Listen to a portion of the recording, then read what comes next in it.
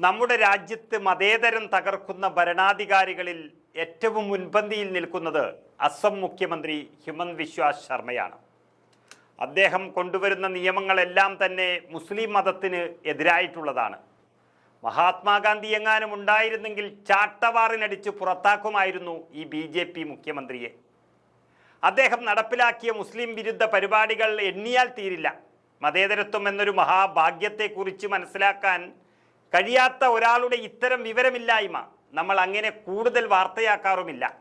പക്ഷേ ഇപ്പോൾ എടുത്തിരിക്കുന്ന ഒരു തീരുമാനം അങ്ങേയറ്റം എതിർക്കപ്പെടേണ്ടത് തന്നെയാണ്. അതായത് അസം നിയമസഭയിലെ മുസ്ലിം MLA-മാർ ഇനി നിസ്കരിക്കണ്ട. MLA-മാർക്ക് വെള്ളിയാഴ്ച നമസ്കാരത്തിന് സമയം അനുവദിക്കുന്ന പരിപാടി ഇനി ഉണ്ടാകില്ല.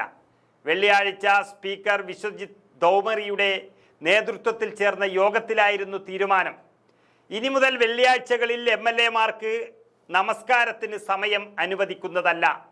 മറ്റ് നിയമസഭാ അംഗങ്ങളുടെ പിന്തുണയോടെ ഏകകണ്ഠമായ തീരുമാനമായിരുന്നു എന്നാണ് മുഖ്യമന്ത്രി പറയുന്നത്. നമുക്കറിയാം, ബ്രിട്ടീഷ് ഭരണകാലം മുതൽക്ക് തന്നെ അസം നിയമസഭയിൽ മുസ്ലിം മതവിശ്വാസികൾക്ക് വെള്ളിയാഴ്ച നമസ്കാരത്തിന് സമയം അനുവദിച്ചിരുന്നു. 12 മണി മുതൽ 2 മണി വരെയായിരുന്നു അതിൻ്റെ ഇടവേള. എന്നാൽ ഇനി മുതൽ ഈ ഇടവേള ഉണ്ടായേക്കില്ല എന്നും ലോകസഭയിലോ രാജ്യസഭയിലോ ഇങ്ങനെ നമസ്കാരത്തിന് ഇടവേള നൽകുന്ന ഒരു രീതി ഇല്ല എന്നിരിക്കെ അസമിൽ മാത്രം എന്തിനാണിതെന്നാണ് BJP മുഖ്യമന്ത്രിയുടെ ചോദ്യം. അതുമാത്രമല്ല, നിസ്കരിക്കാനുള്ള സൗകര്യം ഇല്ലാതാക്കിയും നിയമം എടുത്തുകളഞ്ഞും ആ സമയം എല്ലാവർക്കുമായി കൊടുത്തിരിക്കുകയാണ്. ഇതുവരെ അസം നിയമസഭ രാവിലെ 9:30 മുതലാണ് ആരംഭിച്ചിരുന്നത്.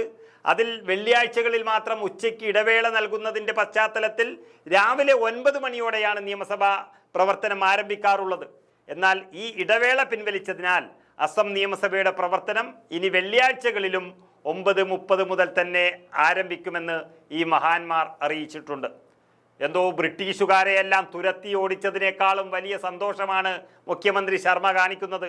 ചരിത്രപ്രധാനമായ വിധി നടപ്പിലാക്കിയ സ്പീക്കർക്കും MLA-മാർക്കും നന്ദിയുണ്ടെന്നാണ് അദ്ദേഹം പറയുന്നത്. കൊളോണിയൽ കാലഘട്ടത്തിൻ്റെ മറ്റൊരു ബാധ്യതയെ കൂടി ഇല്ലാതാക്കിയിരിക്കുന്നു എന്നാണ് മുഖ്യമന്ത്രി ഹിമന്ത് ബിശ്വ ശർമ്മ എക്സിൽ പങ്കുവച്ചത്. 1973 മുസ്ലിം ലീഗിൻ്റെ സയ്യിദ് സാദുള്ളയാണ് ഇങ്ങനെ MLA-മാർക്ക് അസാമിൽ നമസ്കാരത്തിനായി ഇടവേള നൽകിയെന്ന ആശയം കൊണ്ടുവന്നത്. അതുപോലെ ഇടവേള ഇല്ലാതാക്കിയതോടെ നിയമസഭ കൂടുതൽ കാര്യക്ഷമമായി ഇനി പ്രവർത്തിക്കുമെന്നും മുഖ്യമന്ത്രി തന്നെ പറയുകയാണ്. നമുക്കറിയാം, ഈ രാജ്യത്തിൻ്റെ നിയമം തന്നെ പറയുന്നത് ഏതു മതമായാലും അവരവരുടെ ആരാധനയ്ക്ക് വേണ്ട സൗകര്യം അനുവദിക്കണമെന്നുള്ളതാണ്. അതില്ലാതാക്കിയിട്ട് എന്ത് കോപ്പിലെ കാര്യക്ഷമതയാണ് ഇവിടെ വരുത്താൻ പോകുന്നതെന്ന് മനസ്സിലായിട്ടില്ല. ഏതായാലും ഇങ്ങനെയുള്ളവരെ നിയന്ത്രിക്കാൻ കഴിഞ്ഞില്ലെങ്കിൽ രാജ്യത്തിന് വലിയ അപകടമാണ്. കഴിഞ്ഞ ദിവസം മുസ്ലിം വിഭാഗക്കാർ വിവാഹവും വിവാഹമോചനവും സർക്കാരിൽ രജിസ്റ്റർ ചെയ്യണമെന്ന ബില്ലിന് മന്ത്രിസഭ അംഗീകാരം നൽകിയിരുന്നു ആസാമിൽ.